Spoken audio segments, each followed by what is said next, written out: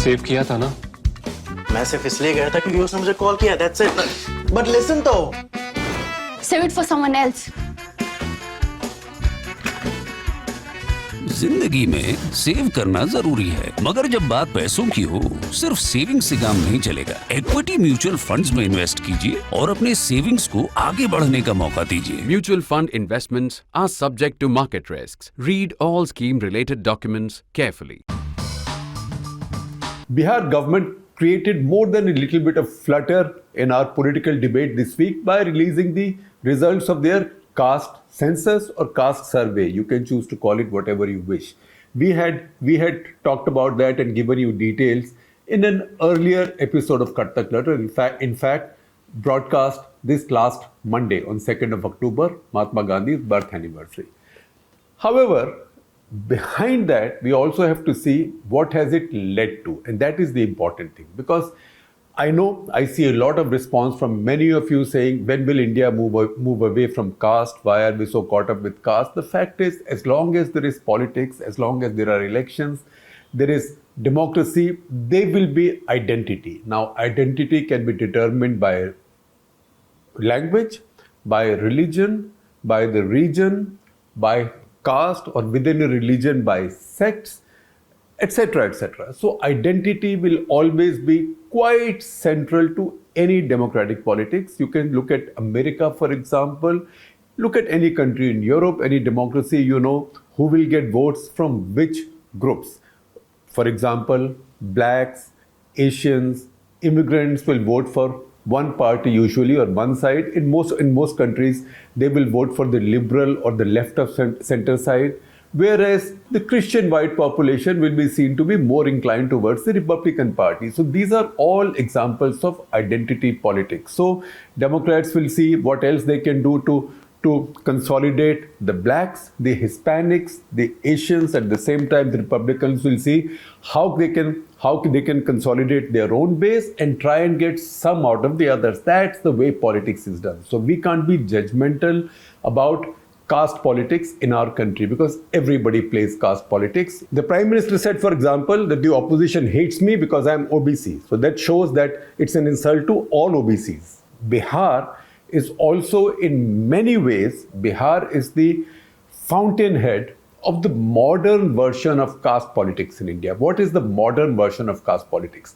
Modern version of caste politics is when middle castes, backward castes, and the lower castes, or the so-called lower castes, what is called as Dalits now, used to be called Harijans earlier, but generally scheduled castes, they have begun to push back and ask for a share of power. Now, scheduled castes and scheduled tribes were accommodated constitutionally in the Indian power structure because there was reservation to begin with. It was the backward castes who had been left out.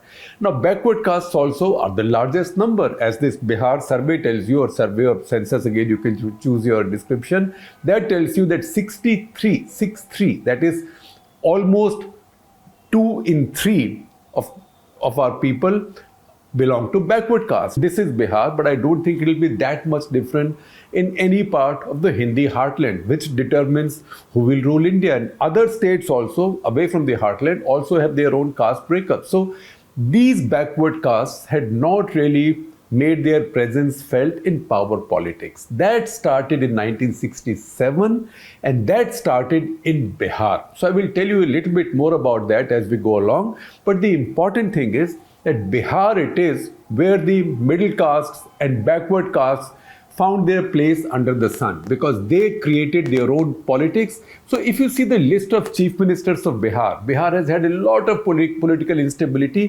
1967 onwards. 1967 was a turning point in Indian politics, because that was Mrs. Gandhi's first election, and in that election she hadn't yet become the dominant leader that she became post 1969. So her party lost power in a lot of states, and disparate groups got enough numbers to form their governments. In some places these were called Sayukt Vidhayak Dal governments.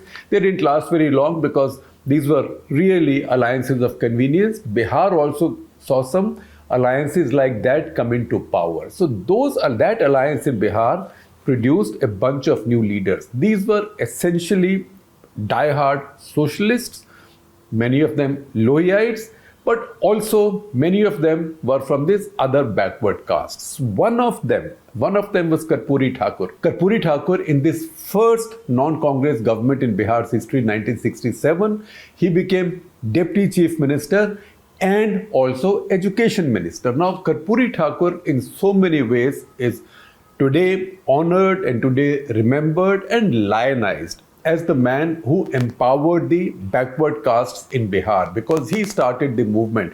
He was himself from the backward castes. He was in fact from the barbar caste. So he started this movement. He became Deputy Chief Minister once and Chief Minister twice after that in the 70s. So he is the one who empowered the backward castes.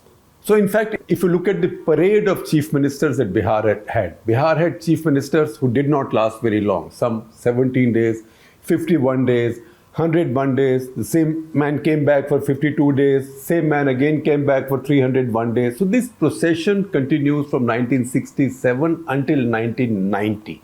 Until 1990 when Lalu Yadav comes in and takes over. But in that period, very interesting things happened in Bihar that laid the foundation of the politics as we see today, not just in Bihar, but in the entire Hindi heartland. And thereby lie many stories. And some of those realities have to be now examined in the light of not just the Bihar census report, but once again, the effort by leaders in Bihar, the leadership in Bihar to drive national politics in a certain direction. Because the caste census, given the fact that Rahul Gandhi has now endorsed it so strongly, the caste census is now emerging, at least for now, as a kind of counter to BJP's own identity politics, which is like the Hindutva politics. So as we keep explaining to you, this is an idea of using caste to oppose religious identity politics. Now, what exactly has caste politics done for Bihar? Now, Karpuri Thakur, I mentioned to you, I will not give you the entire list. There is one man there who's very interesting, who lasted 51 days from between February and March 1968. His name was BP Mandal. Sounds familiar? So this BP Mandal is the man who later led the so-called Mandal Commission, which came up with the recommendation for reservation for the other backward caste. It's the same BP Mandal. He became Chief Minister very young. Unfortunately, he died very young at the age of 63, but Morarji Desai set up this commission when Janata Party came into power, and socialists were a constituent of Janata Party, and he gave that report. Now, between 1967 and 1990, if you see the history of Bihar, of power struggle in Bihar, it was between the Congress and all the forces opposed to the Congress. These forces were mostly socialist. In fact, among the socialists also there was a division. BP Mandal himself broke away from Sayukt Socialist Party and he set up his own party called Shoshit Dal. Shoshit means exploited, party of the exploited. So there were many such splits, but the fact is that the Congress party was mostly opposed by socialists who found more and more tailwind as they built on the middle caste, backward caste politics and got those votes together. And that's how Karpuri Thakur, who many people think, his fans think, should have been made Chief Minister the first time in 1967 when he was made Deputy Chief Minister, although he did something there which is quite significant and not so nice, which I will come to in a minute. He became Chief Minister twice again in the 70s, but those governments didn't last. Once again, if you look at the 70s, all the leaders who became Chief Ministers on anti-Congress combinations or anti-Congress plans, they were all non-upper caste. Even when Karpuri Thakur was removed once in 1978-79, even he was succeeded by a Dalit, Ram Sundar Das. Whereas, on the other hand, almost all the chief ministers that the Congress gave to the state in that period were upper caste, mostly Brahmins. There was also Bhola Paswan Shastri, who was a Dalit, obviously Paswan, but there was Kedar Pandey, Jagannath Mishra, into three. Jagannath Mishra had three shots at being Chief Minister, the last upper caste Chief Minister of Bihar. So Kedar Pandey, Jagannath Mishra thrice, Bindeshwari Dubey, Bhagwat Jha Azad, the father of Kirti Azad, our former cricketer and now current politician. So all of these were Brahmins. The last Brahmin who was defeated by these backward caste combination, backward caste plus Muslim plus some Dalit, combination under the leadership of Lalu Yadav, the last Brahmin to be defeated by Jagannath Mishra. Since then, for 33 years, Bihar has been ruled by the lower caste, backward caste combinations. And it's been a kind of musical chairs between Lalu, Rabri Devi, then Nitish Kumar, brief interregnum of Jiten Ram Majhi, and Nitish Kumar again. So essentially, the same political force, that is the backward caste-led force, has led Bihar.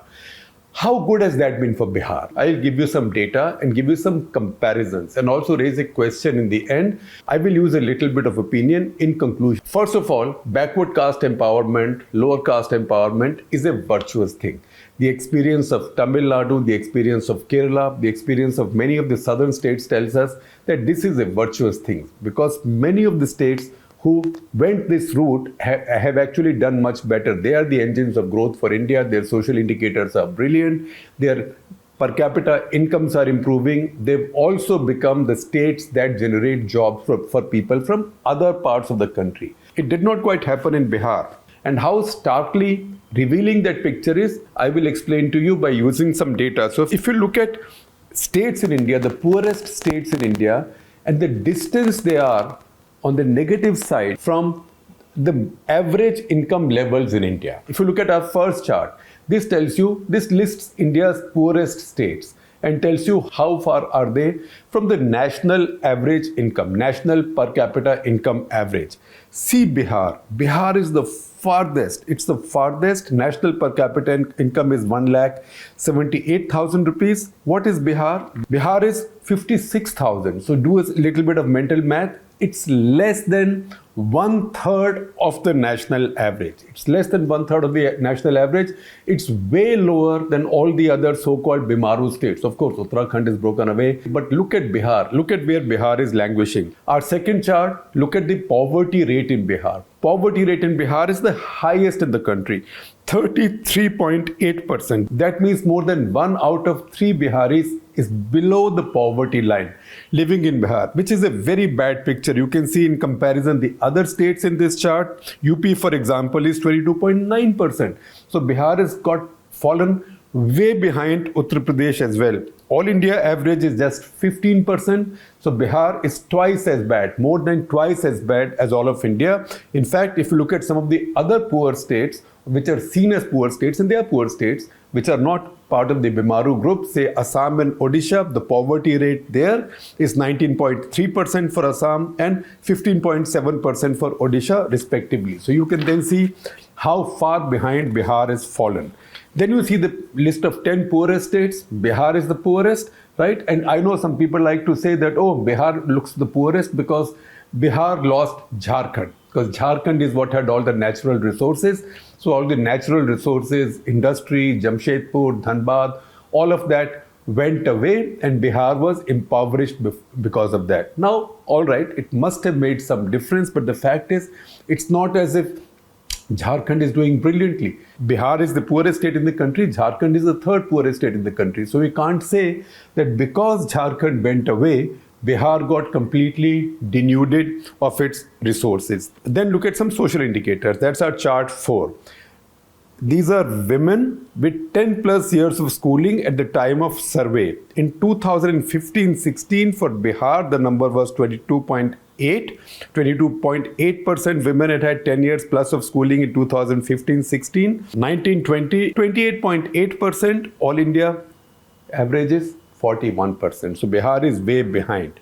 For men, again on the same 10-year basis, 10-year plus schooling, 2015-16 in Bihar, 42.5%. 1920 in Bihar, just a marginal improvement, 42.8%. All India average, not great, but still much better, 50.2%. Then women in the age of 20 to 24 age group surveyed. How many of them got married? What percentage got married before the age of 18? 2005-6 in Bihar, the number was 69%.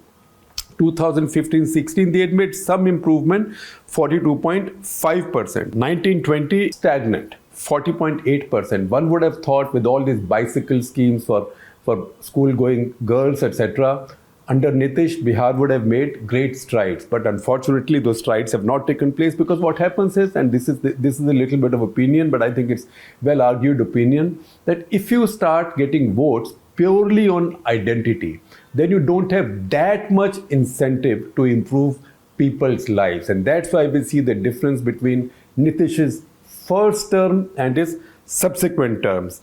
National percentage, while for Bihar, percentage of women married before the age of 18 in the year 1920 was almost 41%. National average was about a half of that, at about 23%.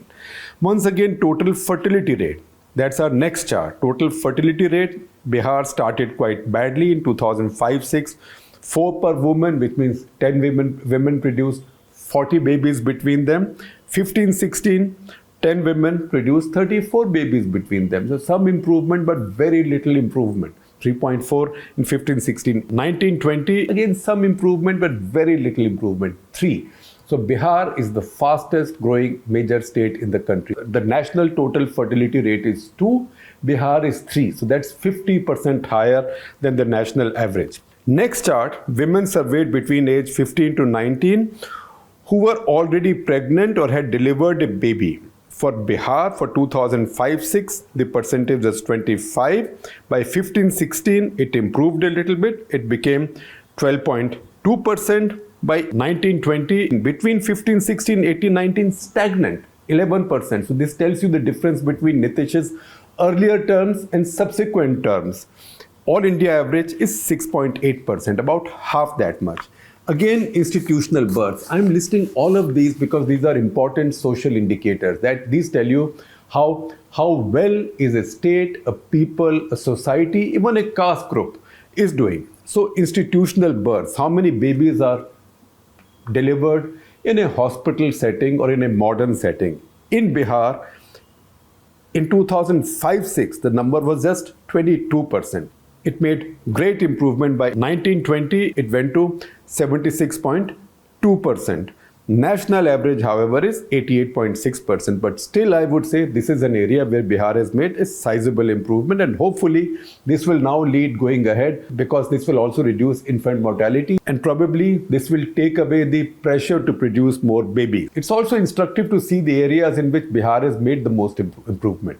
And there is a catch there. The catch I will tell you once I read out the figures for you. So our next chart, no access to sanitation, no access to exclusive sanitation, not a shared toilet, a toilet for your family. In 2015-16, from when data is available, 73% households had no access to exclusive sanitation, a toilet of their own. 1920, it improved, became 50.8. India in 2015-16 was 51.9%. All India now is 30%. So again, a little bit more than half of India's, but there is an improvement in Bihar. There is a sizable improvement from 73.5% to about 51% is a very good improvement in Bihar. The next area of improvement, Pakka housing. Pakka housing, 15-16, 73.7% did not have Pakka housing. In 1920, 65% did not have Pakka housing. Once again, if you see all India comparisons, which our chart shows you, all India figure for 15-16 was 45.6%. Now it's 41.4%. So Bihar lags behind the all India average, but Bihar has made a sizable improvement. And then family not possessing more than one basic asset. Basic asset can be something as small as a bicycle. In Bihar, the percentage was 24 in 15-16. All India percentage was 14. So Bihar was about twice as bad. 1920, still 20% people in Bihar do not have a basic asset. That's 1 out of 5. National average is 10. So Bihar is twice as bad as the national average, but Bihar has made some improvement in that area. Again, you see a sizable improvement, say, in household bank accounts. Household bank accounts in 2015-16, 26% people did not have bank accounts. Now only 3.9% do not have bank accounts. Whereas national average in 2015-16, 9.7% did not have bank accounts. Now it's only 3.7%. So here, when it comes to bank accounts, Bihar is almost at the same level as the national average. Now, I told you that there is a little catch here, which I will tell you as I finish.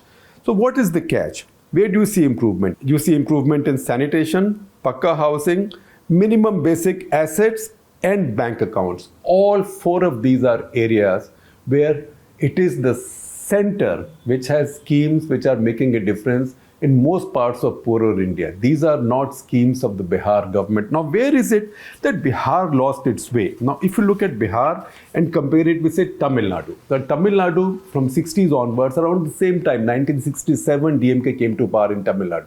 Tamil Nadu politics also, Dravid politics also sought empowerment through pretty much a similar philosophy, which is empowering the middle castes, backward castes, lower castes.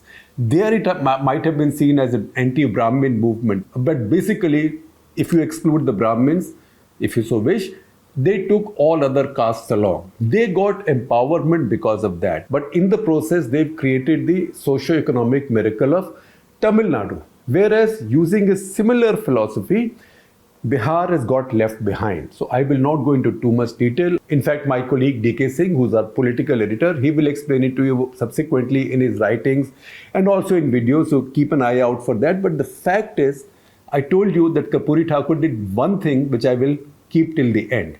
In 1967, when he became Deputy Chief Minister and Education Minister, one of the things he did was that he abolished English. Compulsory English language exam up to matriculation. And that, you might say, oh, fantastic thing, because that's what the Lohiites wanted. The Lohiites were very anti-English. That created generations of young people in Bihar, a state already with such poor educational levels.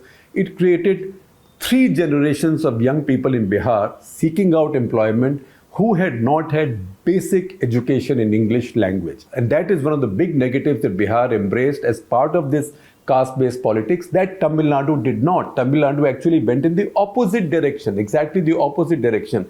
And also, just as a footnote, among other things that Karpuri Thakur tried when he was Chief Minister was also total prohibition in the state. That's again something that Nitish Kumar has now done. So over the past many years, you've seen total prohibition. You've seen all kinds of other messages coming in. Bihar has become more and more and more an agrarian state. In Nitish's first term, Bihar had done very well because he carried out agricultural reforms and Bihar's agriculture really grew. It grew, but it grew from a very low base. Now, I told you I will give you 2 minutes of opinion. So the opinion is that growing from a very low base, if you remain a completely agrarian economy, even if you grow at a high pace, you cannot take too many of your people out of poverty just by doing that. Nitish Kumar's government, on the other hand, has remained frozen in that mindset. It is not urbanized. No new urban centers have been built in Bihar. There are very few civilian airports for a state that size. Now at least there is a flight going to Darbhanga. Otherwise, Patna is among the most unsafe airports in the world, but Patna has not bothered building a modern airport. But there are many more high-quality hotels in Guwahati than in Patna. So Bihar has remained frozen in time. And some of that you can take back to how this politics started, this old socialist politics. So while in Tamil Nadu, the same lower caste-driven politics also became a key to the state's growth and to its people's economic empowerment, socio-economic empowerment. In Bihar and mostly in UP also, it has remained frozen into one object, that is using caste or caste combinations to acquire political power. That Bihar has done brilliantly because the kind of caste discrimination it had in the past, that has mostly gone away. Lower castes, backward castes have been empowered, so the old exploitation, the old humiliations, those don't happen. To that extent, Karpuri Thakur was a revolutionary because he started backward caste reservation for the first time and lost power because of that, because he faced resistance within his own party, within Janata Party. But having achieved that, Bihar has done very little with that. They've remained frozen there. They haven't taken the next steps after getting power. The success of that politics lies in the fact that for 33 years now, since 1990, it is the backward castes who ruled Bihar. But it's a partial success, or it's one half of a success, because it's an electoral success. The other half of the success, Bihar completely lost out on, or Bihar's leaders overlooked, which Dravid leaders of Dravid parties did not do.